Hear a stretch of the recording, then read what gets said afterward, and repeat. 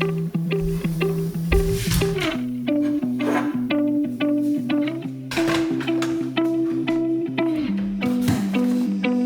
said that she hate me, I hate me too. I can always tell when you're lying, girl, you're see-through. All these miles away, yeah, I just wanna see you.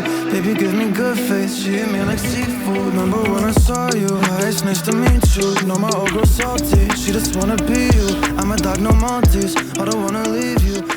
Most guys spend hours in the gym, but still don't actually look good. They bulk all year, get fat, and struggle to see their abs by summertime. I know because this was me a few years ago. What I didn't realize was that I was playing the game on hard mode, making it harder to look good, harder to build muscle, and wrecking my hormones in the process. Now I bulk with ease, keep my abs year round, and I'm still hitting personal bests every single week. Here's what I do now to not only look better, but actually optimize my muscle growth.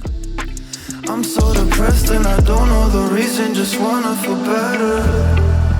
Hate my reflection, when I look at you all I see is perfection. I'm so depressed and So first of all, here's the secret to actually getting abs. See, everyone thinks that doing cardio is the secret to losing weight. And although it does help, I definitely think diet is a lot more important. My argument is that you can do as much cardio as you want and not lose weight if your diet's shit. But if your diet's dialed in and you do no cardio at all, you would still lose weight. So although cardio can help by increasing your caloric deficit, it's definitely not the main thing that I would be focusing on. Now that said, I definitely do recommend doing cardio just because it is good for your cardiovascular health. However, if you're lifting weights, you do got to be careful. Mostly because if you do too much cardio or do the wrong type of cardio, it's going to mess with your recovery. The best type of cardio if you're lifting weights is low intensity. This is because it doesn't mess with your recovery. In fact, it may even help you recover by increasing your blood flow. However, if you're short on time, low intensity cardio can take quite a while. So if you want a quick workout while lifting weights, then HIIT is the way to go. Now, only do this twice a week. Doing HIIT alongside weightlifting is going to be very hard on recovery, so you want to keep it to a max 2 times per week. Again though, if you're trying to get abs, diet is going to be the most important thing that you focus on. You want to stay in a caloric deficit. Now when it comes to how big of a caloric deficit you should stay in, I'd recommend eating 250 to 500 calories lower than your maintenance. This is going to be optimal for you as it's going to maintain as much muscle as possible when you're in a cut, but it's also going to actually help you see results. If you eat 250 calories in a deficit, you're going to lose about half a pound per week. And if you eat 500 calories in deficit, you lose about a pound per week. In order to make sure you're doing this right, track everything you eat. I recommend using MacroFactor. It's going to be your best bet. It's got an AI food scanner. It's got a barcode scanner, and it just makes tracking macros super easy. This is what I use, and I definitely recommend using it. If you do use MacroFactor, it allows you to select how much weight you want to lose per week. Put in the half a pound per 1 pound per week mark. Now, I'm not even going to lie to you, this first cut is going to suck. When I did this cut to get my abs, it sucked. I had to do it for like 6 months before my abs even started poking through. And it's definitely hard to do mentally, but one thing to keep in mind is once you're done it, things become a lot easier. With the rest of the strategy I'm about to lay out, you no longer have to do big cuts, so it makes it a heck of a lot easier. So keep that in mind. Once you get there, you're going to have a much easier time staying there.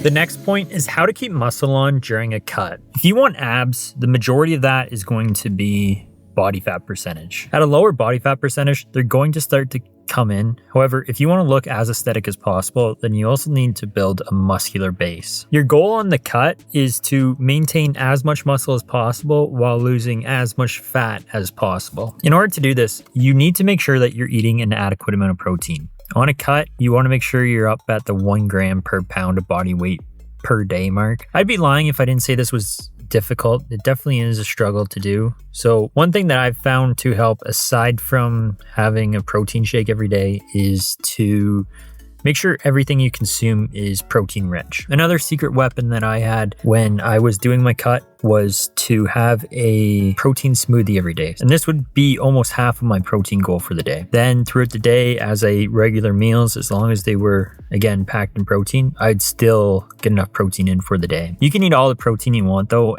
but if you're not resistance training, that muscle's not going to stay around. Resistance training is the signal to your body that it needs to keep that muscle. So you want to make sure you're doing that at least 3 times per week. This is going to ensure that you keep on as much muscle as possible when you're on a cut. Now, expect yourself to lose some strength at the start of a cut as your glycogen levels are going to start to get depleted. However, once that initial shock from the cut hits you, your strength shouldn't decrease that much. If it doesn't go down after that initial period, then it's safe to say that you're not losing too much muscle. If you do notice it go down too quick, number one, you're probably not getting enough protein in. And if you are getting enough protein in, then you're probably cutting too quickly. When you get above that 1 pound per week mark for weight loss, losing muscle starts to become a concern. So if you're losing that much weight per week and your strength is going down, then I would add about 250 calories to your diet, and then that should fix the problem. If you're only in a 250 calorie deficit, then you shouldn't be experiencing this. I wouldn't add 250 calories, obviously, if you are, because then you're not losing any weight at all. But if you are experiencing this, then I'm going to go out on a limb and say you're not eating enough protein. If you are, then what I would do is a short refeed for a week or two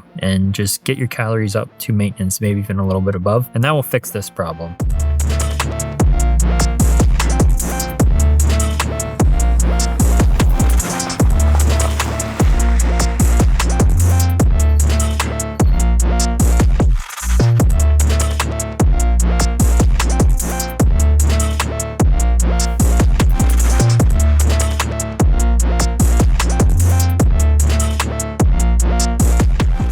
The next point is when to bulk again. Now, the goal of the cut is to get to a point where you can bulk for 3 months, and at the end of those 3 months, you still see your abs. A big mistake that a lot of people make is they either don't cut enough, and as soon as their abs start fading in, they go back into a bulk, and then they quickly disappear, or they cut too much, screw up their hormones, and then are missing out on muscle growth. So you got to kind of have a fine balance here. My rule of thumb is you want to cut until you can see your abs in bad lighting. So if it's a day like today for me where it's cloudy and you can still see your abs, then that's when it's time to start bulking again. Now, a couple things to look out for here, as if you get too lean, you're going to start messing with your hormones, and these are signs of that. And that's one, your sleep starts to take a hit. If you can't fall asleep or sleep very well throughout the night, then that might mean that it's time to start bulking again. Or if your libido starts to take a hit, that means your testosterone is starting to tank, and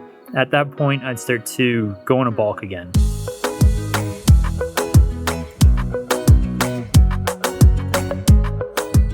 So if you watch my old channel, you'd know that I went down to South America quite a bit. I don't really love the Canadian winters. Last year I went down to Panama, spent a week there before going down to Argentina, and absolutely loved it. So I'm gonna go back down to Panama, this time stay about a month and a half. I think my family's gonna come down and visit me, so I'm just planning out that trip right now. So if any of you are wondering, typically how I book an Airbnb down there is I'll create like a playlist, whatever you wanna call it, where you can add a bunch of different properties to it, and then select all the ones within my budget that I think I'd like living in, and then I do a little more research on the area. I use a couple blogs like My Latin Life or the Nomad newsletter. These both are great resources for finding safe areas down there. Panama's pretty safe, so I'm not too worried about it. I've also already been down there, so I have a couple places in mind that I think I'm gonna stay. I just need to find an Airbnb in that building. And then after that, I just book her up.